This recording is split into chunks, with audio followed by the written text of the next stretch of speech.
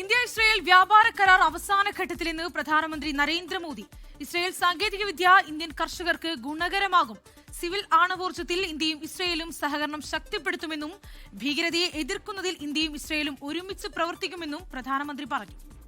भारत और इजरायल पूरी तरह से स्पष्ट है कि आतंकवाद का दुनिया में कोई स्थान नहीं है.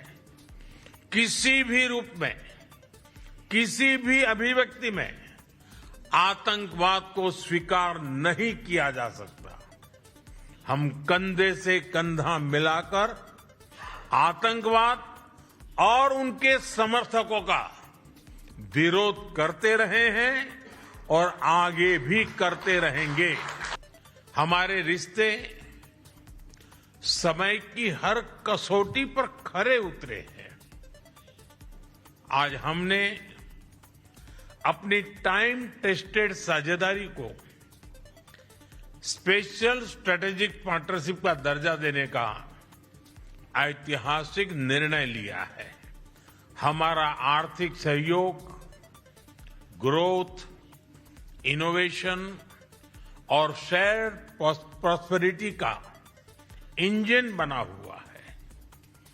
आपसी निवेश को बढ़ावा देने के लिए हमने पिछले वर्ष बायलैटरल इन्वेस्टमेंट एग्रीमेंट किया.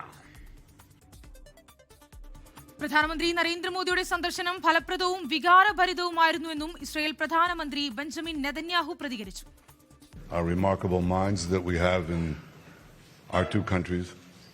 We saw an exhibit of innovation that excites imagination beyond belief. We spoke about cooperation with the extraordinarily talented people of India and our people, and we're working this into concrete plans. The future belongs to those who innovate, and Israel and India are bent on innovation. We are proud ancient civilizations, very proud of our past, but absolutely determined to seize the future, and we can do it better together. വിവരങ്ങൾ പങ്കുവയ്ക്കാൻ അച്യുതൻ കൂടി ചേരുന്നു. അച്യുതൻ, ഇന്നിതാ India-Israel വ്യാപാര കരാർ അവസാന ഘട്ടത്തിൽ എത്തിച്ചേർന്നിരിക്കുകയാണ്.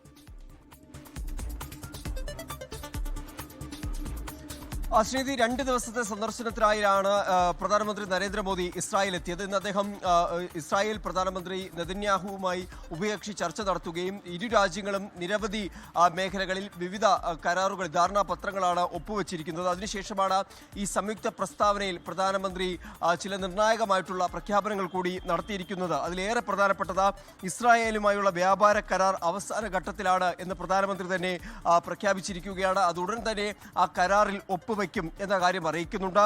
Israel സാങ്കേതിക വിദ്യ ഇന്ത്യൻ കർഷകർക്ക് ഗുണകരമാകും എന്ന് പ്രധാനമന്ത്രി പറയുന്നു. ഇന്ത്യയും ഇസ്രായേലും ഒരു അപൂർവ ധാതു വിഭവ മേഖലയിൽ പങ്കാളിത്തം രൂപപ്പെടുത്തും. പ്രതിരോധ മേഖലയിലേക്ക് വരുമ്പോൾ ഇന്ത്യയും ഇസ്രായേലും തമ്മിലുള്ളത് ദീർഘനാളായുള്ള ഒരു ബന്ധമാണ്.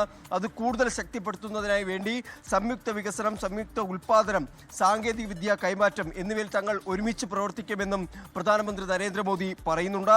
ആണവോർജ്ജത്തിൽ ഇന്ത്യയും ഇസ്രായേലും സഹകരണം ശക്തിപ്പെടുത്തും എന്നതും പ്രധാനമന്ത്രി അറിയിക്കുന്നുണ്ട്. ഒപ്പം തന്നെ കാർഷിക നവീകരണം ഉൾപ്പെടെയുള്ള കാര്യങ്ങൾ കേന്ദ്രീകരിച്ചും ചില പ്രഖ്യാപനങ്ങൾ പ്രധാനമന്ത്രി നടത്തുന്നു. ഭീകരതയെ ഇന്ത്യയും ഇസ്രായേലും ഒരുപോലെ എതിർക്കും എന്നതാണ് പ്രധാനമന്ത്രി പറഞ്ഞിരിക്കുന്നത്.